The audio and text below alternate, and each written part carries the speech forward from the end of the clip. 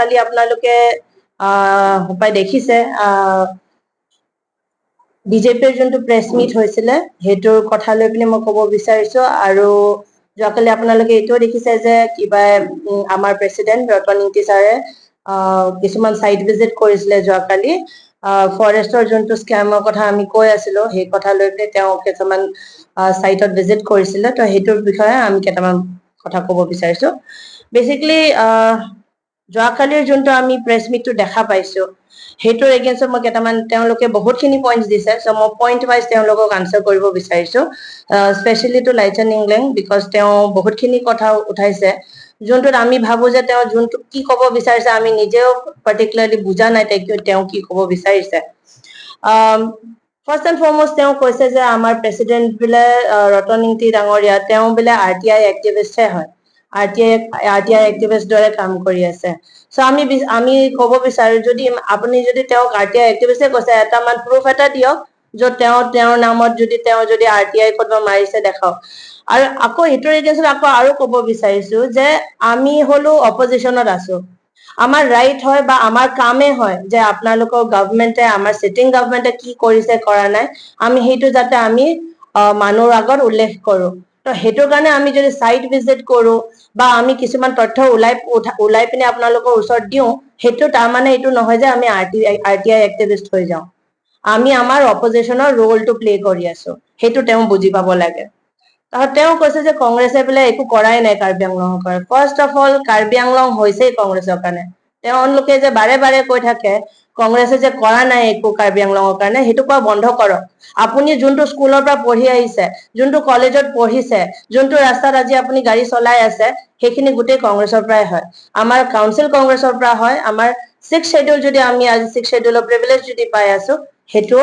কংগ্ৰেছৰ চৰকাৰৰ ফালৰ পৰাহে হয় সেইকাৰণে তেওঁলোকে হেতু ভাবি চিন্তি কওক হয় আপোনালোকে ক'ব পাৰে কংগ্ৰেছে কৰাপশন কৰিছিলে কিন্তু কেতিয়াও নক'ব যে কংগ্ৰেছে কাৰ্বি আংলঙৰ কাৰণে বা কাৰ্বি আংলঙৰ ৰাইজৰ কাৰণে একো কৰা নাই বুলি তাৰপিছত তেওঁ আৰু এটা কথা কৈছে যে ৰতন ইংতি ডাঙৰীয়া যেতিয়াৰ পৰা প্ৰেচিডেণ্ট হৈছে তেতিয়াৰ পৰা বোলে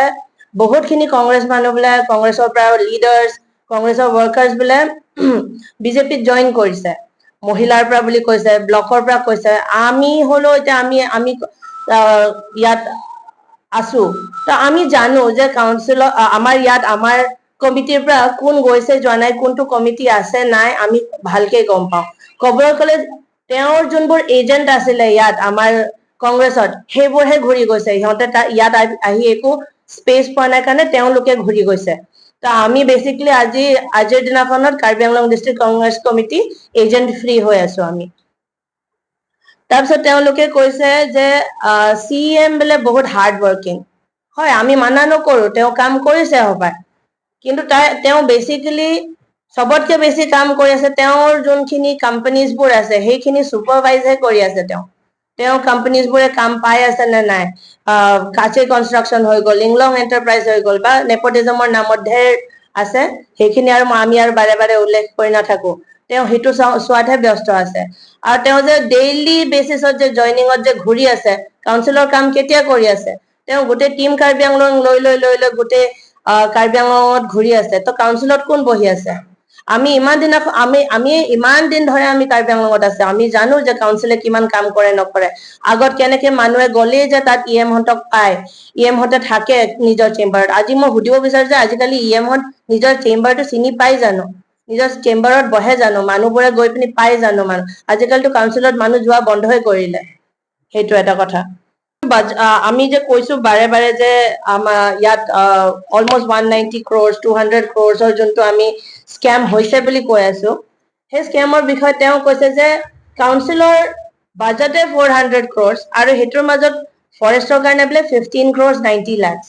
আমি হেতু কথা কোৱাই নাই আমি আপোনালোকৰ পৰা ইয়াৰলি বাজেটৰ হিচাপ খুজাই নাই আমাক লাগে স্পেশাল গ্ৰান্টৰ পৰা আপুনি যোনটো পইচা আহে ফৰেষ্টৰ কাৰণে হেতু দি কি কৰিছে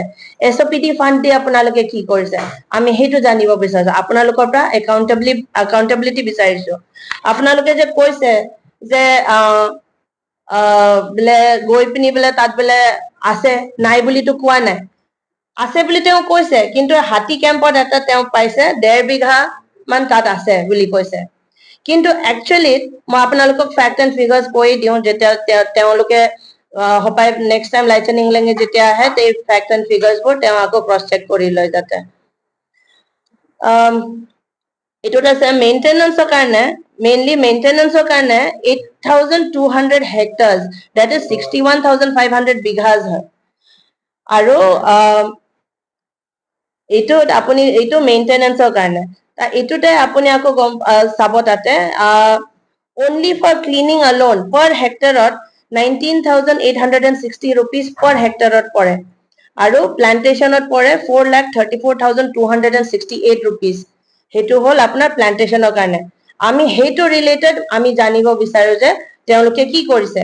স্যান্ডলউড আগাৰউড হেতুৰ স্যাপলিংছৰ কাৰণে হেতুৰ কাৰণে আছে আপোনাৰ 21 crore 71 lakhs 10,272 rupees সেইখিনি বস্তু আমি বিচাৰিছো যে ক'ত আছে যোনটো গৈ আমি তাত দেখা পাইছো আমাৰ টিমে দেখা পাইছে তাততো আমি ইমানখিনি বস্তু দেখা পোৱা নাই ইমানখিনি হেক্টাৰছৰ কাম দেখা পোৱা নাই ইমানখিনি বিঘাৰ কাম দেখা নাই আৰু ইমানখিনি টকা যে খৰচ হৈছে আমি হেতু দেখা নাই আমি সেইকাৰণে একাউন্টেবিলিটি বিচাৰিছো সিএমৰ পৰা আমি সিএমৰ পৰা একাউন্টেবিলিটি নিবিচাৰিলে কাৰ পৰা বিচাৰিম আৰু আমি অপজিশন হৈ পিনি আমি একাউন্টেবিলিটি বিচাৰিব লাগিব খালি অপজিশন বুলি নহয় ৰাইজে বিচাৰিব লাগিব একাউন্টেবিলিটি আৰু তেওঁলোকৰ কামে হয় যে তেওঁলোকে আমাক ৰাইজক হিচাপ দিয়ে যে আমাৰ পইচা তেওঁলোকে ক'ত ইউজ কৰি আছে আৰু আমাৰ তাত ৰাইট আছে এইটো সুধিবলৈ কাৰণে তাৰপিছত একাউন্টেবিলিটি কথা কওঁতে মই আপোনাক কৈ দিওঁ পইচা কিমান উইথড্ৰ কৰা হৈছে প্লান্টেশন আৰু ফৰেষ্টৰ নামত 2023-24 30 crores দুবাৰ হৈছে that is 60 crores 24-25 62 crores withdraw কৰা হৈছে আৰু 25-26 38 crores withdraw কৰা হৈছে আৰু very recently 11th August 30 crores withdraw কৰা হৈছে a total of 190 crores has been already withdrawn in the name of plantation maintenance hetur namot already imankhini withdraw kora hoise so a 190 crores je apnaloke je withdraw korise ami hetur accountability bisarisu ami koa nai tuliram ronghange ba amar CEM je am gote paisa khini bile khai dile ba hek kor dile ami koa nai amak lage accountability ei paisa khini kot khoros hoise apuni apnaloke amak with documents amak dekhao কিকানে কি আমি যেটা site visit কৰিছো তাত আমি দেখা পোৱা নাই হেতু কথা হল আৰু তেওঁলোকে কৈছে যে অফিসত আহক আপোনালোকে সাইট কেলে ভিজিট কৰিছে এই সাইট ভিজিট বলে গোটে ড্ৰামা বলে তো আমি কব বিচাৰো যে সিসিএফ ডিএফও দুটা ডিভিজনৰ ডিএফও